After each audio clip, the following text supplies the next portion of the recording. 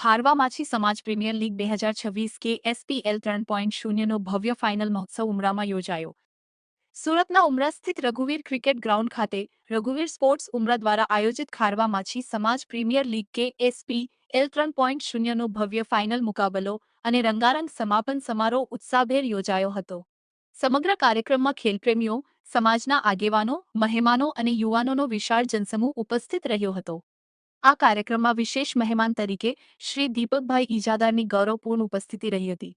તેમણે ખેલાડીઓને અભિનંદન પાઠવી રમતગમત દ્વારા સમાજમાં એકતા, શિસ્ત અને સ્વસ્થ સ્પર્ધાની ભાવના વિકસાવવાનો સંદેશ આપ્યો હતો. તેમની ઉપસ્થિતિએ સમગ્ર કાર્યક્રમની શોભામાં 4 ચાંદ લગાવી દીધા હતા.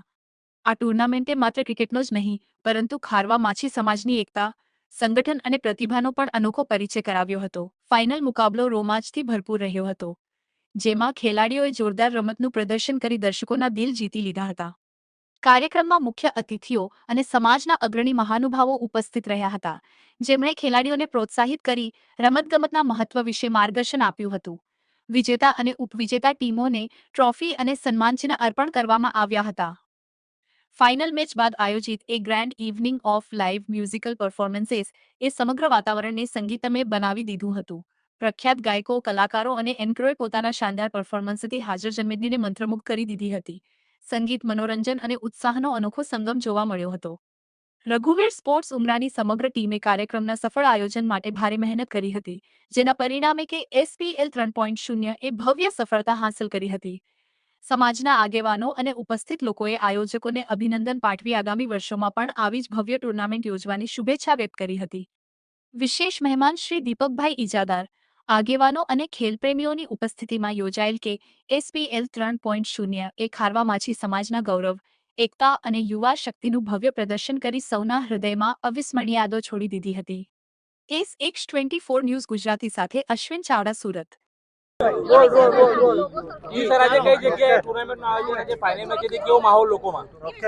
આજે 29/5 એટલે 29 મે 2026 રાતે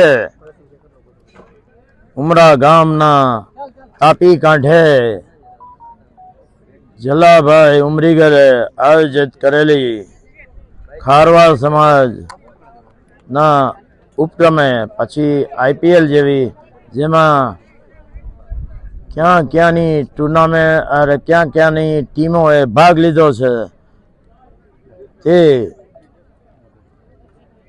ટુર્નામેન્ટની આજે ગ્રાન્ડ ફાઇનલના ઉપક્રમે અને અતિથિ વિશેષ તરીકે, ચીફ ગેસ્ટ તરીકે અને ટાઇટલ સ્પોન્સર તરીકે મને અહીંયા આમંત્રિત કર્યો છે જલાભાઈ અને એમના ઉમરીગર ટીમની ઓર્ગેનાઇઝિંગ કમિટીએ, જેમણે આ ટુર્નામેન્ટનું આયોજન કર્યું છે.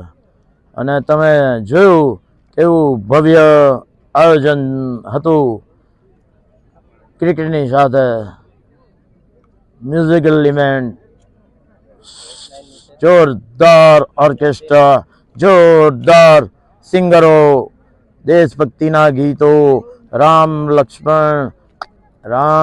કૃષ્ણના ભજનો સાથે પ્રેમચંદની પ્રેમ કવિતા ગાતા હોય એટલે પ્રેમના ગીતો, દેશભક્તિના ગીતો, સરસ મજાનું સ્ટેજ પર ભવ્ય આયોજન, ભવ્ય મારું સ્વાગત ને ભવ્ય રીતે હમણાં મેં પીચ પર જઈને ટોસ ફરકાવ્યો છે. હવે ફાઇનલ રમવાની થોડીક જ ઘડીઓ બાકી છે. ઉમરીગર સ્પોર્ટ્સ ક્લબ એ ટોસ જીત્યો છે.